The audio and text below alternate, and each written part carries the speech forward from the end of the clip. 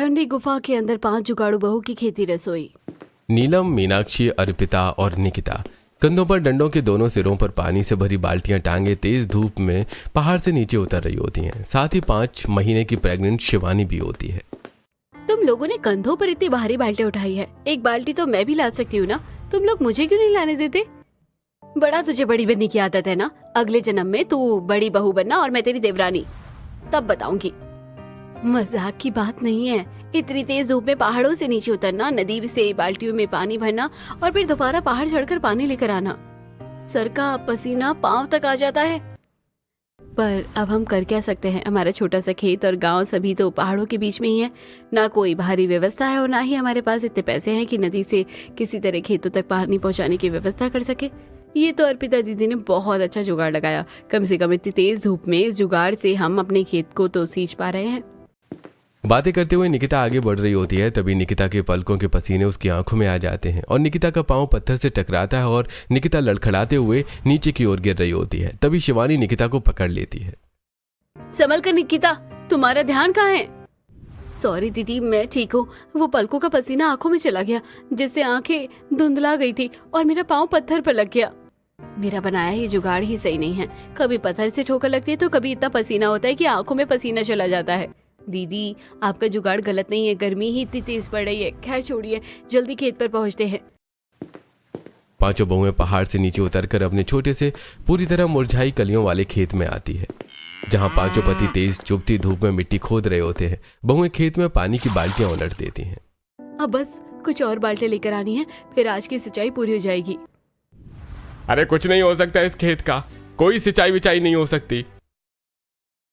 भैया, आप गुस्सा क्यों कर रहे हैं? शांत हो जाइए। अरे कैसे गुस्सा ना करूं? हम 5 भाइयों के होते हुए भी हमारी पत्नियों को इतनी मेहनत करनी पड़ रही है। उनके पाँव में छाले तक पड़ जाते हैं इस तरह खेती करने से। जेठ जी, हमें कोई दिक्कत नहीं है, आप शांत हो जाइए, हम कर लेंगे। भैया सच ही कह रहे हैं, कोई फायदा नहीं इस तरह खेती करने से। इतनी तो हमारी फसल भी नहीं हुई है जितना आप लोगों ने पसीना बहा दिया है। पसीने से लथपथ 5 पति पत्नी अपने छोटे से घर लौट आते हैं। इसके एक कोने में छोटी सी रसोई बनी होती है।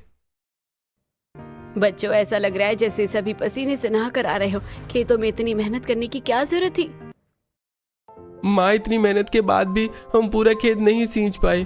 अब इससे कम मेहनत करेंगे तो खेत की मिट्टी भी नहीं बचेगी।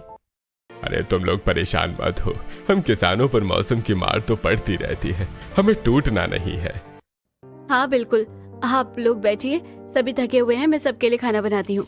इतना कहकर शिवानी मिट्टी का चूल्हा जलाती और खाना बनाना शुरू करती है।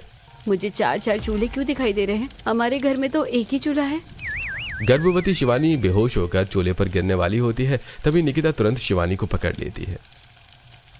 दीदी होश में आइए। दीदी, भाभी, शिवानी भाभी को क्या हुआ? लगता है दीदी बेहोश हो गई है, थोड़ा पानी लाओ। प्रीति गिलास में पानी लाकर शिवानी के चेहरे पर पानी के छींटे मारती है। शिवानी को होश आता है। शिवानी, तुम ठीक हो? हाँ, मैं ठीक हूँ। क्या हुआ था मुझे कुछ याद नहीं है। कुछ नहीं हुआ था, तुम बच्चों के साथ बैठो, खाना बनाना है हमें। खाना तो मैं बना रही थी ना, तो आप क्यों बनाएंगी? क्योंकि तुम्हें नींद लग रही थी ना, तुम तो चूल्हे में गिरने वाली थी। यहाँ मैं चूल्हे पर गिरने वाली थी? हाँ शिवानी, तुम प्रेग्नेंट हो ना, इसलिए तुम्हें चक्कर आ गए होंगे। तुम आराम करो, भाभीियों को खाना बनाने दो। शिवानी सभी के साथ बैठ जाती है। वहीं नीलम और मीनाक्षी खाना बनाती हैं और जमीन पर खाना परोसती हैं। तेज गर्मी और उमस की वजह से सभी के चेहरे पसीने से भरे होते हैं। अरे इतने पसीनों के बीच कोई खाना खा सकता है क्या? मुझे नहीं खाना है खाना, यहाँ बहुत गर्मी है। मुझे भी नहीं खाना है, मुझे भी बहुत गर्मी लग रही है। बच्चों, जल्दी से खाना खा लो, फिर तुम्हें बड़ा भी तो होना है। पर हमें बहुत गर्मी लग रही है, देखिए हमारे चेहरों पर कितना पसीना है। तुम बच्चों मेरे पास आओ, मैं अपने आंचल से तुम लोगों को ठंडी हवा देती हूँ। मीनाक्षी तीनों बच्चों को अपने पास बिठाकर आंचल से हवा करने लगती है और शिवानी अपने हाथों से बच्चों को खाना खिलाती है। ऐसे ही आज का दिन बीतता है। अगले दिन शिवानी और निकिता जंगल में लकड़ियां लेने आई होती हैं। तभी उन्हें एक बांस के पेड़ के पास सूखे बांस के फट्टे दिखाई देते हैं। दीदी, ये बांस के फट्टे यहाँ क्या कर रहे हैं? मुझे नहीं पता, लेकिन हम इससे हाथ का पंखा बना सकते हैं। निकिता बांस के फट्टे उठाकर शिवानी के साथ घर की तरफ आती है। तभी जंगल के रास्ते में 2 पहाड़ों के पीछे गुफा दिखती है। ये देखो निकिता, हमारे गांव में एक गुफा भी है और हमें पता भी नहीं था। कैसे पता होगा दीदी, पहाड़ों के बीच छुपी हुई है जो। शिवानी और निकिता घर आती हैं और शिवानी बांस के फट्टे को आपस में बांधने लगती है और एक हाथ पंखा बनाती है और दोपहर में खाना खा रहे अपने परिवार को हाथ पंखे से हवा कर रही होती है। वाह बहू, ये तो काफी अच्छी हवा दे रही है। भाभी आपने बहुत सही चीज बनाई है। ऐसे कुछ दिन बीतते हैं और एक दिन तेज धूप में पांचों बहुएं पहाड़ से उतरकर नदी से अपनी अपनी बाल्टियों में पानी भर रही होती हैं। आज तो बहुत ही तेज धूप है, कल से ज्यादा गर्मी है। दीदी आज तो इतनी तेज धूप है कि मेरे पैर जलने लगे हैं और छाले भी पड़ रहे हैं। गर्मी की बात करने से हमारी खेती नहीं होगी। हम 5 बहुओं को अपने पतियों का साथ देना है तो मेहनत तो करनी ही पड़ेगी। पांचों बहुएं पथरीले पहाड़ चढ़ती हैं, तभी थकान की वजह से मीनाक्षी बेहोश होकर गिर जाती है। दीदी, अरे मीनाक्षी दीदी तो बेहोश हो गई। नीलम अपनी बाल्टी से थोड़ा पानी निकालकर मीनाक्षी के चेहरे पर डालती है, जिससे मीनाक्षी को थोड़ा होश आता है। मीनाक्षी की कोहनी में चोट आई होती है। क्या हुआ था? अचानक रात कैसे हो गई थी? मीनाक्षी, रात नहीं हुई थी, तुम बेहोश होकर गिर गई थी। ये देखो तुम्हारी कोहनी पर चोट लग गई है। तुम लोग बेवकूफ हो क्या? मुझे पता ही नहीं चला कब मुझे चक्कर आ गए। बस अचानक से आंखों के सामने काला अंधेरा हुआ और फिर कुछ याद नहीं। दीदी, अब आपको हमारे साथ पानी लाने की जरूरत नहीं है। आज जितना भी पानी लाना है वो हम लोग लेकर आएंगे। आप शिवानी दीदी के साथ खेत में जाकर बैठिए। सभी नीचे खेत में आती हैं और सारी बात अपने पतियों को बताती हैं। आज मीनाक्षी बेहोश हुई है, कल को तुम लोग भी बेहोश हो जाओगे। इस तरह अपने परिवार को परेशान करके खेती करने का क्या फायदा? और इस तरह हम खेती भी नहीं कर पा रहे हैं कि किसी तरह धूप में हमारा पूरा खेत फसल से लहरा सके। हमारे घर में खाने की सब्जियां नहीं बची है और ना ही हम पूरे खेत में खेती कर पा रहे हैं। तो इससे अच्छा ये रहेगा कि हम खेत के बस छोटे से हिस्से को पानी से सींचे और उसी में सब्जियां उगाए। अगर हम सिर्फ छोटे से हिस्से में खेती करेंगे तो हमारे लिए पानी से बहुत अच्छी सब्जियां उग जाएंगी। पांचों पति एक छोटे से हिस्से को अलग करती हैं। वहीं नीलम, अर्पिता और निकिता नदी से पानी भरकर अपने खेतों को सींचने लगती हैं। इसी तरह रोज तेज चिलचिलाती धूप में पांचों बहुएं अपने खेत के छोटे से हिस्से की पानी की जरूरत पूरी करती हैं। ऐसे कुछ दिन बीतते हैं। एक दिन मीनाक्षी चूल्हे पर खाना बनाने बैठी होती है। भाभी, आज खाने में क्या बनाएंगे आप? हमारे खेतों में कुछ सब्जियां उगी है, आज सोच रही हूँ वही सब्जियां डालकर खिचड़ी बना दूं। मीनाक्षी चूल्हे पर पतीला रखती है और चूल्हे में लकड़ियां डालती है, जिससे चूल्हे की आग तेज हो जाती है और पूरे घर में चूल्हे से निकला धुआं फैल जाता है। मम्मी मम्मी, आंखों में जलन हो रही है। मम्मी बंद करो ये धुआं, मुझे कुछ दिखाई नहीं दे रहा है। अरे बहू, यह अचानक चूल्हे से इतना ज्यादा धुआं क्यों होने लगा? पापा, इस चूल्हे की वजह से। मीनाक्षी तुरंत चूल्हे की लकड़ियां बुझाती है। मीनाक्षी, ये चूल्हा बाहर लेकर चलो, हम बाहर बैठकर रसोई बनाएंगे। घर में सभी को बहुत दिक्कत होती है। नहीं नहीं बहू, बाहर बहुत तेज धूप है। माँ जी, दीदी सही कह रही है। घर में सबको तकलीफ देने से अच्छा है कि हम बाहर जाकर खाना बनाएं। मीनाक्षी घर के बाहर चूल्हा लेकर आती है और तेज धूप में चूल्हा जलाकर खाना बनाने लगती है। वहीं धूप और चूल्हे की आग में मीनाक्षी का पूरा शरीर झुलस जाता है। ऐसी रात होती है। पूरा परिवार अपने छोटे से घर में जमीन पर एक दूसरे से चिपक कर सो रहा होता है। मीनाक्षी, ये तुम्हारे हाथ झुलसे हुए क्यों हैं? तुम जल गई थी क्या? नहीं, ये झुलसने के निशान तो धूप और चूल्हे की गर्मी की वजह से है। मैं इन पर आलू लगाऊंगी तो ठीक हो जाएंगे। से उठ, तू मेरी चोटी पर सोया है। अरे तुम दोनों थोड़ा साइड हट कर जाओ, मेरा हाथ मत दबाओ। ऐसी रात बीतती है। अगले दिन सुबह सुबह शारदा, रामलाल और पांचों बेटे घर के बाहर खड़े होते हैं। वहीं पांचों बहुएं घर के अंदर नहा रही होती हैं। तभी वहां पड़ोसन कांति और शांति आती है। शारदा, घर के बाहर क्यों खड़ी हो? बहुएं अंदर नहीं आ रही हैं, इसलिए हम बाहर खड़े हैं। क्यों अपनी बहुओं की पहरेदारी कर रही हो क्या? अरे बाहर तो इन्हें खड़ा ही रहना पड़ेगा। इन्होंने बाथरूम कहाँ बनवाया है? घर के कोने में इनकी बहुएं नहाती हैं। अगली सुबह पांचों बहुएं बाजार में राशन की दुकान पर आई होती हैं। क्या 110 रुपए किलो? नहीं नहीं, ये तो बहुत महंगा है, कुछ कम कीजिए। अरे इनकी क्या औकात है कि ये 1 किलो दाल लेंगी? नखारे निकम्मे आदमियों की पत्नियां जो हो तुम। दुकानदार से दाल और दूसरी जरूरत की चीजें खरीदकर पांचों बहुएं घर लौट आती हैं। आ गई मम्मी, मम्मी आज आलू दम बनाओ। हमारे खेतों में आलू भी है और उसी से आलू दम बनाती हूँ। शिवानी आलू और बर्तन लेकर घर के बाहर चूल्हे के पास आती है और चूल्हे में आलू उबालने को रखती है। आलू उबलने में थोड़ा समय लगेगा, तब तक चूल्हे के पास क्यों बैठी रहो? शिवानी खड़ी हो जाती है। तभी शिवानी का पल्लू चूल्हे की लपट में आ जाता है। आग आग, मेरे पल्लू में आग लग गई। अरे कोई बचाओ। शिवानी की आवाज सुनकर पूरा परिवार बाहर आता है और निकिता तुरंत शिवानी के जलते हुए पल्लू को फाड़ देती है। थैंक यू निकिता, तुमने समय पर मुझे बचा लिया। बहू, आज से तुम्हें घर के बाहर चूल्हा करने की कोई जरूरत नहीं है। बाहर धूप और चूल्हे की आग में तुम्हारी चमड़ियां झुलस जाती है। तुम लोग घर में ही रसोई बनाओ। शिवानी चूल्हा घर के अंदर लगाती है और चूल्हा जलाकर खाना बनाना शुरू करती है। माचिस की डिब्बी की तरह छोटा सा तो घर है हमारा। एक चूल्हा जलता नहीं कि पूरा घर भट्टी बन जाता है, और रात को जब सोने की बारी आती है तो करवट बदलने की जगह नहीं रहती है। ये सब मेरी ही गलती है। मैं ही अपने परिवार के लिए अच्छा घर नहीं बनवा पाया, न तुम्हें पढ़ा पाया और ना ही सही से काम करके तुम्हें अच्छी जिंदगी दे पाया। नहीं पापा जी, आप खुद को गलत समझ रहे हैं। हमें कोई दिक्कत नहीं हो रही है, बल्कि जब तक हम सब साथ हैं हमें अपने ससुराल में कोई परेशानी नहीं है। बहू अपने पति और सास ससुर को दिलासा देती हैं और गर्मियों में परेशानियां झेलते हुए काम करती रहती हैं। ऐसे कुछ दिन बीतते हैं और एक दिन तेज धूप में अपने खेतों में काम करके पांचों भाई अपनी पत्नियों के साथ घर लौटते हैं। सभी के चेहरे पसीने से भरे होते हैं और कपड़े शरीर से चिपके होते हैं। मम्मी पापा, आप लोग अकेले अकेले नदी से नहा कर आ रहे हैं ना? नहीं बेटी, हम नदी से नहा कर नहीं आ रहे हैं, हम तो अपने खेतों से आ रहे हैं। बहू, आज दोपहर का खाना तुम लोग नहीं बनाओगी, मैं बनाऊंगी। क्यों मम्मी जी? क्योंकि तुम लोगों की पहली ही गर्मी की वजह से हालत खराब है। इतना कहकर शारदा चूल्हे के पास बैठकर खाना बनाने की तैयारी करने लगती है। बहुओं ने जो हाथ पंखा बनाया है उससे चूल्हे में हवा करके आग थोड़ी तेज कर लेती हो, फटाफट खाना बन जाएगा और धुआं भी नहीं होगा। शारदा हाथ पंखे से चूल्हे में हवा करके खाना बनाने लगती है। तभी चूल्हे से चिंगारी उड़कर घर के छप्पर पर लगे सूखे पुआल पर पड़ती है, जिससे पुआल जलने लगता है। हाथ पंखे से हवा कर रही हूँ, फिर भी काफी तेज गर्मी हो रही है। इतनी गर्मी में तो बहुएं खाना बनाती है तब भी नहीं होती है।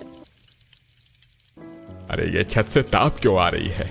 पूरा परिवार एक साथ छत की तरफ देखता है जहां पूरी छत जल रही होती है। धीरे धीरे पूरा घर आग की चपेट में आ रहा होता है। आग आग, घर में आग लग गई है। आग लग गई है? इतनी गर्मी में आग किसने लगा दी? अरे नीलम, जल्दी बच्चों और प्रीति को लेकर घर से बाहर निकलो। मम्मी पापा, आप लोग भी जल्दी बाहर चलिए। रुक, थोड़ा सामान ले लेती हूँ वरना सब जल जाएगा। अरे माँ, सामान दूसरा आ जाएगा, पर तुम जल गई तो तुम्हारी फोटोकॉपी नहीं निकाल पाएंगे हम। पांचों भाई अपने पूरे परिवार को सही सलामत जलते हुए घर से बाहर निकालते हैं। उनके बाहर निकलते ही पूरा घर ध्वस्त होकर जलने लगता है। हे जालिम, तुझे हम गरीबी ही मिलते हैं अपने मनोरंजन के लिए। क्यों जला है तूने मेरा घर? अरे मेरे पूर्वजों की जमीन पर बना हुआ घर था, इतनी बुरी तरह जल गया। मम्मी मम्मी, हमारा घर कहाँ गया? मुझे मेरे घर में जाना है। हाँ, मुझे भी अपने घर में जाना है। हमें अपने घर में लेकर चलिए। अब इतने बड़े परिवार को लेकर हम कहाँ जाएं? हम खेत में जा सकते हैं। पूरा खेत टिड्डों से भरा होता है और टिड्डे पांचों बहुओं के जुगाड़ से उगाई सब्जियां खा रहे होते हैं। हे भगवान, इतने सारे टिड्डे कहाँ से आ गए? अब हम क्या करेंगे? मम्मी मम्मी, ये टिड्डे मेरे चेहरों पर बैठ रहे हैं, मुझे बिल्कुल अच्छे नहीं लग रहे हैं। कहीं ठिकाना नहीं है हम गरीबों का। अरे इतनी तेज धूप में भी इन टिड्डों ने हमारे खेतों पर कब्जा कर लिया है। अब हम बेघर होकर इस गर्मी में कहाँ जाएंगे? ना घर है हमारे पास और ना ही ऐसी कोई जगह जहाँ हम जा सके। क्यों ना हम जंगल चले? वहाँ 2 पहाड़ों के बीच में एक गुफा का रास्ता है। अंदर तो मैं कभी नहीं गई, लेकिन वहाँ हमें रहने की अच्छी जगह मिल जाए। बहू, मुझे जहाँ लगता है कि हम सिर छुपा सकते हैं, तुम हमें वहाँ लेकर चलो, क्योंकि हमारे पास अब सिर छुपाने की भी जगह नहीं बची है। निकिता पूरे परिवार को लेकर जंगल की तरफ बढ़ती है। धीरे धीरे अंधेरा हो जाता है। निकिता अंधेरे में सभी को 2 पहाड़ों के बीच बने एक गुफा के पास लेकर आती है। तभी कुछ जानवरों की आवाजें सुनाई देती। मम्मी, ये कैसी आवाज आ रही है? यहाँ भूत रहता है क्या? नहीं बेटा, यहाँ कोई भूत नहीं रहता है, ये तो जंगल की आवाजें हैं। जल्दी आप लोग गुफा के अंदर चलिए। गहरे काले अंधेरे में सभी गुफा के अंदर आते हैं। अरे वाह, ये तो ठंडी गुफा है। अंदर आते ही गर्मी का नामो निशान खत्म हो गया है। पर ये कैसे हुआ? अंधेरे में रामलाल अपनी जेब से माचिस निकालकर जलाता है। तभी चमगादड़ों का एक झुंड उड़ते हुए गुफा से बाहर निकल जाता है। जगह तो हमारे रहने के लिए ठीक है, पर यहाँ तो जंगली जानवरों की आवाजें आ रही हैं और चमगादड़ भी है। अब यहाँ कैसे रहेंगे? जंगली जानवरों चमगादड़ों से तो हम सिर्फ आग जलाकर बच जाएंगे। इतना कहकर अंधेरे में ही नीलम मीनाक्षी के साथ जंगल में आती है और कुछ टहनियां तोड़कर वापस ठंडी गुफा में आकर गुफा के मुंह पर टहनियां जलाती है, जिससे पूरी गुफा में रोशनी हो जाती है। ठंडी गुफा में पानी का कुंड और पूरी गुफा साफ साफ दिखने लगती है। अरे वाह, इस गुफा में पानी की भी व्यवस्था है और कितनी बड़ी जगह है। इतनी रात को गए, हम कुछ कर भी नहीं सकते। फिलहाल ऐसे ही सो जाते हैं। कल सुबह पूरा गुफा देखेंगे और सोचेंगे कि हमें यहाँ कैसे रहना है। ठंडी गुफा में ठंडक पाकर पूरा परिवार यहाँ वहाँ दीवारों की टेक लेकर सो जाता है। ऐसी रात गुजरती है। अगली सुबह सूरज की रोशनी से पूरी गुफा रोशन हो जाती है और सभी जाग जाते हैं। अरे वाह, गुफा में कितनी अच्छी रोशनी हो रही है। दो पहाड़ों के बीच होने के बावजूद यहाँ इतनी अच्छी धूप आ रही है। मम्मी जी, धूप तेज हो रही है इसलिए गुफा तक पूरी रोशनी आ रही है। आधी गुफा तो सीधे सूरज की रोशनी के सामने है, इसलिए रोशनी तो आएगी ही। अब अगर हमें इस ठंडी गुफा में ही रहना है तो हमें काफी चीजों की व्यवस्था करनी होगी। सबसे पहले तो हमें अपनी रसोई बनानी होगी। अगर हम रसोई बना भी लेते तो खाएंगे क्या? हमारे पास तो कुछ खाने को ही नहीं है। हम जंगल में हैं, यहाँ हमें काफी फल मिल जाएंगे खाने के लिए। फिलहाल तो आज खाने का इंतजाम करते हैं। रसोई और दूसरी जरूरत की चीजें हम बना लेंगे। आप लोग जाकर जंगल से कुछ फल लेकर आइए। पांचों भाई गुफा से निकलकर जंगल में फल लेने चले जाते हैं। मैं और नीलम थोड़ी जगह साफ करके मिट्टी का चूल्हा बनाते हैं। तब तक शिवानी, तुम प्रीति के साथ जाकर जंगल में जाओ और कुछ लकड़ियां लेती आओ। सभी बहुएं अपने अपने काम में लग जाती हैं। शिवानी जंगल से टहनियां लेकर आती है, वहीं अर्पिता और निकिता मिट्टी लाकर बर्तन बना रही होती है और नीलम और मीनाक्षी मिट्टी का चूल्हा बना रही होती हैं। मिट्टी का चूल्हा तो हमारा बन गया, बस थोड़ा सूख जाए फिर तैयार हो जाएगा। बर्तन तो हमने भी बना लिए हैं। हम भी मिट्टी के बर्तन बना ही रहे हैं। थाली ग्लास तो बन गया, बस बड़े बर्तन बनाने बचे हैं। थोड़ी देर में पांचों भाई ढेर सारे फल लेकर गुफा में आते हैं। वहीं पांचों बहुएं एक साथ बैठी होती हैं। देखो, हम जंगल से कितने सारे फल मिले। जंगल में काफी फल हैं। थैंक यू पापा, हमें बहुत तेज भूख लगी थी। जल्दी जल्दी हमें फल दे दीजिए। हाँ भैया, कल सुबह से ही हमने कुछ नहीं खाया है। पूरा परिवार साथ बैठकर ठंडी गुफा में फल खाता है और गुफा का ठंडा पानी पीता है। अरे वाह, इस ठंडी गुफा का पानी भी बहुत ठंडा और मीठा है। ये पानी बहुत अच्छा है। हम इस गुफा में तो आराम से रह सकते हैं, पर रोज फल ही थोड़े खाएंगे। हमें अनाज भी तो चाहिए, वो कहाँ से आएगा? उसका भी जुगाड़ है। आप दोनों को याद है सुबह सुबह कितनी अच्छी रोशनी आ रही थी गुफा में? हाँ भाभी, बहुत अच्छी रोशनी आ रही थी गुफा में। तो हम गुफा की जमीन में ही खेती करेंगे। यहाँ ठंडक भी है और पानी और सूरज की रोशनी भी है। हमारी खेती बहुत अच्छी होगी। ये सब तो ठीक है, पर हमारे पास बीज या कोई सब्जी नहीं है बोने के लिए। वो कहाँ से आएंगे? बीज तो नहीं, पर अगर हम सड़ी गली सब्जियां बाजार से लेकर आए और उन्हें बोए तो वो बीज का ही काम करेगी। उनसे भी तो सब्जियां उग सकती है। ठीक कह रही हैं भाभी आप। हम अभी बाजार जाकर सड़ी हुई सब्जियां लेकर आते हैं। इतना कहकर पांचों भाई बाजार की तरफ निकल जाते हैं। दीदी, जब तक ये लोग बाहर से वापस आते हैं तब तक हम गुफा में खेती के लायक जमीन तैयार कर लेते हैं। बहुओं, पर तुम जमीन कैसे तैयार करोगी? हम नदी के पास की थोड़ी उपजाऊ मिट्टी लाकर गुफा की जमीन में बिछा देंगे, जिससे हम अपनी खेती कर पाएंगे। नीलम और निकिता जंगल की नदी के पास जाती हैं और अपने मिट्टी के बर्तनों में मिट्टी भरकर ठंडी गुफा में आती हैं और खेती की जमीन बनाने लगती हैं। थोड़ी देर में गुफा का एक कोना खेती लायक जमीन में बदल जाता है। तभी पांचों भाई भी बाजार से वापस आ जाते हैं। अरे वाह, आप लोगों ने तो जमीन भी तैयार कर ली है और काफी अच्छी जमीन तैयार की है। किसान की बीवियां हैं, इतना तो आता ही होगा हमें। बहुत गर्मी है, आप लोग थक गए होंगे। आप लोग बैठिए, हम बीज बो देते हैं। निकिता बीज लेकर अलग अलग कतारों में अलग अलग सब्जियां बो देती है। ऐसे ही आज का दिन बीतता है और फिर अगली सुबह सभी गुफा में बैठे होते हैं। हमें फल खाने का मन नहीं कर रहा है। हम रोटी दाल चावल खाने वाले आदमी हैं। ऐसा कुछ खाना होता तो अच्छा रहता। अगर ऐसी बात है तो मछलियाँ चलेंगी क्या आप लोगों को? मछलियाँ फिर पेड़ के कंदमूल। मुझे तो पेड़ की कंदमूल निकालना आता है और मछलियाँ पकड़ने का भी जुगाड़ है मेरे पास। अरे बहू, ऐसा करो तो मछलियां भी ले आओ और कंदमूल भी। हम दोनों साथ में खाएंगे। दोनों ही पौष्टिक आहार होते हैं। हाँ पापा जी, आप ठीक कह रहे हैं। चलो निकिता, हम कंदमूल और मछलियाँ लेकर आते हैं। अर्पिता सभी के साथ नदी के किनारे आती है। अर्पिता, तुम नदी से मछली कैसे पकड़ोगी? हमारे पास न जाल है ना कांटा। भाभी, हमारी साड़ी के पल्लू है ना, मैं पानी में बैठ जाती हूँ और आप मेरे पल्लू को पकड़कर थोड़ी देर खड़ी हो जाइए। जैसे ही कोई मछली पल्लू में फंसेगी, आप पल्लू ऊपर उठा दीजिएगा और निकिता तुरंत मछली पकड़ लेगी। हाँ, ये आइडिया तो बहुत अच्छा है। आप लोग मछली पकड़ के लाइए, मैं तुरंत मछली पकड़ लूंगी। अर्पिता गले तक पानी में बैठ जाती है और नीलम उसके पल्लू पकड़कर जाल की तरह पकड़ी होती है। तभी 2-4 मछलियां पल्लू के पास आती हैं और नीलम तुरंत पल्लू पानी के बाहर निकालती है। निकिता सारी मछलियां अपने हाथों में उठा लेती है। अरे वाह, हमारे पास तो बहुत सारी मछलियां हैं। अरे वाह, एक बार में 4 मछलियां हो गई। अब बस 2-3 बार ऐसे ही और मछलियां आ जाए, फिर हम सभी के लिए एक मछली हो जाएगी। ठीक है, तुम लोग मछलियां पकड़ो, तब तक हम पेड़ों की जड़ें खोदकर वहां से कंदमूल निकाल लेते हैं। चलो मीनाक्षी। नीलम और मीनाक्षी जंगल में बड़े बड़े पेड़ों के पास आती हैं और उनकी जड़ें खोद कर कंदमूल निकालती हैं। ऐसे ही पूरे घर के खाने पर कंदमूल और मछली इकट्ठा कर पांचों बहुएं अपनी ठंडी गुफा में लौटती हैं और नीलम रसोई में अपना मिट्टी का चूल्हा जलाती है। ये गुफा तो बहुत ठंडी है, यहाँ तो बिल्कुल गर्मी नहीं लग रही है, पर मिट्टी के चूल्हे जलने की वजह से थोड़ी गर्मी हो रही है। हाँ, और कल रात जानवरों से बचने के लिए हमने जो आग जलाई थी उससे भी काफी गर्मी लग रही थी। हाँ, इस चूल्हे की गर्मी से बचने का कोई तो इंतजाम हमें करना पड़ेगा, और उससे पहले हमें रात की रोशनी का इंतजाम करना पड़ेगा। अगर आज रात अंधेरे में बितानी पड़ी तो बहुत मुश्किल हो जाएगी। मैं तो कह रही थी कि कुछ जरूरी सामान घर से ले आती हूँ, पर इन बच्चों ने मुझे कुछ नहीं लेने दिया। अगर घर का एक लालटेन भी ले लेती तो दीमक के छत्तों से तेल निकाल कर भी लालटेन जल जाता। बस इतनी सी बात, लालटेन तो अभी तैयार हो जाएगा और दीमक के छत्तों से तेल भी निकल जाएगा। पर बहू, तुम लोग लालटेन कैसे बनाओगी? मैं गांव में एक भंगार वाले को जानती हूँ, उसके पास से कांच की कोई भी गोल चीज लेकर आती हूँ और उसी गोल चीज के हिसाब से मिट्टी का ढांचा बना दूंगी और उसमें कपड़े का एक छोटा सा टुकड़ा दीमक के तेल में भिगो कर जला देंगे रात में, और जानवरों के खतरे से बचने के लिए गुफा के बाहर सूखी लकड़ियां जला देंगे। जब तक दीदी लालटेन बनाती है तब तक हम दीमक के छत्तों से दीमक भगाकर तेल निकाल लेते हैं।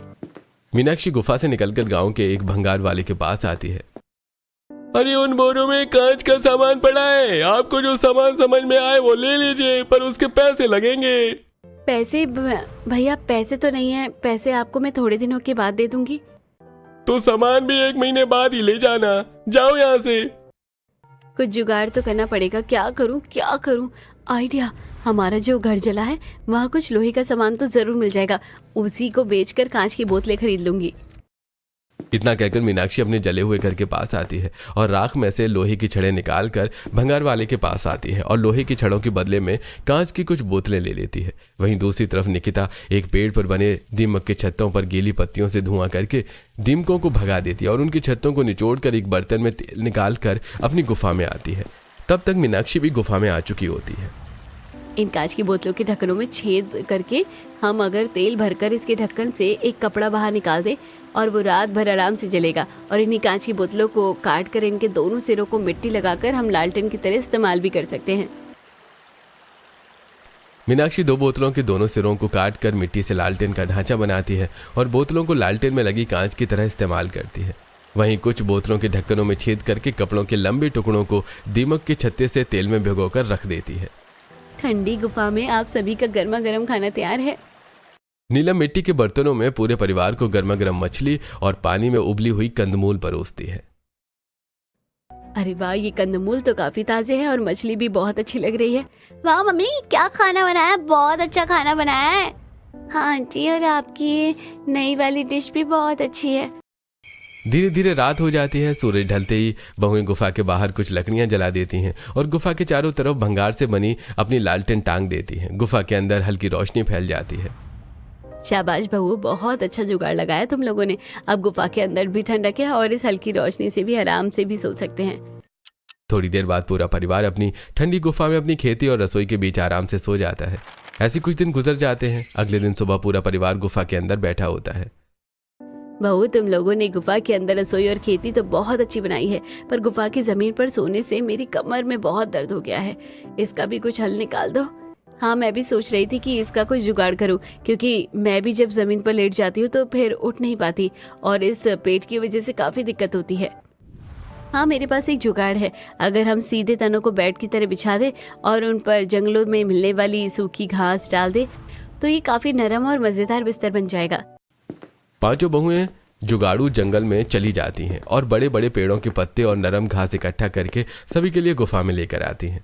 पांचों बहुएं एक के ऊपर एक लकड़ियां रखकर उनके ऊपर नरम घास और केले के पत्ते बिछाती हैं और गुफा के अंदर कई सारे नरम बिस्तर तैयार कर देती हैं। ऐसी रात हो जाती है और पूरा परिवार ठंडी गुफा की रसोई में खाना खाकर अपने नए बिस्तरों पर आराम से लेट जाता है। वाह मम्मी, ये जगह तो बहुत अच्छी है और बिस्तर भी बहुत अच्छा है। अब आर्यन मेरी चोटी नहीं दबाएगा। हाँ मम्मी, और यहाँ अब मुझे सोने में भी कोई दिक्कत नहीं होगी और आज हम सब आराम से इसी गुफा के अंदर सोएंगे। वाह बहू, तुमने क्या बिस्तर बनाया है अपनी ठंडी गुफा में। बहुत आरामदायक है ये बिस्तर। हाँ, वाकई ये बिस्तर बहुत नरम और मुलायम है, और सबसे अच्छी बात, ये बिस्तर कभी खराब भी नहीं होगा और इसकी लकड़ियां भी हमारे काम आ जाएंगी। ऐसे ही कुछ दिन बीतते हैं और बहुओं की खेती में फसलें भी आने लगती हैं। बहुएं सड़ी हुई सब्जियां, गोबर और नीम के पत्तों की खाद मिलाकर अपनी खेती को और उपजाऊ बना देती हैं। कुछ ही दिनों में गुफा के अंदर उनकी खेती बहुत अच्छे से हो जाती है। अरे तुम 5 जुगाड़ू बहुओं ने गुफा के अंदर बहुत अच्छी खेती और रसोई बनाई है। अब हमारी सारी परेशानियां दूर हो गई। नहीं नहीं भाभी, सारी परेशानियां कहाँ दूर हुई हैं। हम जिंदगी भर इस तरह थोड़ी रह सकते हैं। हमें पैसे कमाने होंगे, हमें बच्चों को स्कूल में पढ़ाना है और उनके लिए कपड़े भी खरीदने हैं। हम कब तक ऐसे रहेंगे? इस ठंडी गुफा में भी इतनी जगह नहीं है कि हम सब्जियों की खेती करके अमीर हो सके और इतना पैसा कमा सके। अब हम सब्जियां की खेती नहीं करेंगे। हमारी सारी समस्याएं तो दूर हो गई हैं। अब सिर्फ कपड़ों की समस्या रह गई है। अब हम कपड़ों का ही जुगाड़ करेंगे और अगर वो कामयाब रहा तो हम उसे अपना बिजनेस बना लेंगे। भाभी, आप क्या करने वाली हैं? हमने पांचों ने तय किया है कि हम जंगल में रेशम के कीड़े लेकर आएंगे और रेशम से धागे निकाल कर कपड़े बनाएंगे। बहू, ये तो बहुत ही महीन और मेहनत भरा काम है। कीड़ों से रेशम निकाल लोगी, पर उन्हें कपड़ों में कैसे बदलोगी? हम लकड़ी से चरखा बनाएंगे और उसी से धागे तैयार करेंगे। पांचों बहुएं जंगल से रेशम के कीड़े और कुछ मोटी बेलें लेकर अपनी ठंडी गुफा में वापस आती हैं। पांचों बहुएं मोटी बेलों को आपस में पिरोकर रेशम के कीड़ों के लिए अलग अलग कमरे बनाती हैं और रेशम के कीड़ों को उनमें रख देती हैं। अब धीरे धीरे अलग अलग कमरों में रेशम तैयार हो जाएगी और हम उससे रेशम का सूत निकालेंगे। ऐसे कुछ दिन बीतते हैं और रेशम के कीड़े रेशम देकर मर जाते हैं। मीनाक्षी और नीलम रेशम के कीड़ों से रेशम निकालती हैं, वहीं शिवानी लकड़ियों से चरखा बनाकर सूते तैयार करने लगती हैं। दूसरी तरफ निकिता और अर्पिता सूतों को बुनकर रेशमी मुलायम कपड़ा बनाने लगती हैं। अरे भाभी, ये कपड़ा तो काफी मुलायम है। इनके तो बाजार में बहुत अच्छे दाम मिलेंगे। अरे बहू, आज तुम्हारी जुगाड़ की वजह से लगता है हमारी जिंदगी संवर जाएगी। पापा जी, बस आप लोगों का आशीर्वाद रहे, हम कुछ ना कुछ तो जरूर कर लेंगे। पापा जी, मम्मी जी, हमने काफी पैसे इकट्ठे किए हैं। अब हम दोबारा अपना घर बनाएंगे। मम्मी, क्या जरूरत है दोबारा घर बनाने की? हम इतने अच्छे से इस ठंडी गुफा में रहते हैं, हम यहीं रहेंगे। नहीं आर्यन, नहीं, हम जिंदगी भर इस गुफा के अंदर नहीं रह सकते। जब भी तुम लोगों का मन करे तो तुम लोग इस गुफा में आकर रहना और खेलना, पर तुम्हें स्कूल भी तो जाना है और अगर हम लोगों के बीच में रहेंगे और भी अच्छे से कारोबार कर पाएंगे। पांचों जुगाड़ू बहुएं अपने जले हुए घर की जमीन को साफ करवाती हैं और वहां एक मजबूत पक्का 5 मंजिला घर बनवाती हैं। साथ ही एक ठंडी रसोई भी बनवाती हैं। अरे वाह बहू, तुम लोगों ने तो बहुत अच्छी रसोई बनाई है। यहाँ तो उस गुफा की तरह ठंडा है। वो तो होगी ही माँ जी, क्योंकि यहाँ हमने चिमनी भी लगवाई है और वेंटिलेशन का भी पूरा इंतजाम किया है। और यहाँ चूल्हा फूकने की भी जरूरत नहीं है, हमने यहाँ इंडक्शन भी लगवाया है। शाबाश बहू, ये सब तुम्हारे ही जुगाड़ की वजह से हुआ है, वरना ये सब तुम लोगों के जुगाड़ के बिना तो कुछ भी मुमकिन ही नहीं था। दूसरी तरफ पांचों पति अपने खेत में आदमियों से रेशम की खेती करवाते हैं। अब पांचों पति अपनी पत्नियों के जुगाड़ की वजह से गांव के जाने माने बिजनेसमैन बन चुके होते हैं और कुछ दिनों बाद शिवानी एक सुंदर बेटी को जन्म देती है और अब पांचों जुगाड़ू बहुएं अपने रसोई और खेती के जुगाड़ से हंसी खुशी अपने ससुराल में रहने लगती हैं और सभी हॉल में लग्जरी डाइनिंग टेबल पर एसी के नीचे कई तरह के भोजन का आनंद लेते हुए अपनी ठंडी गुफा वाली खेती और रसोई की भी बातें करते हैं।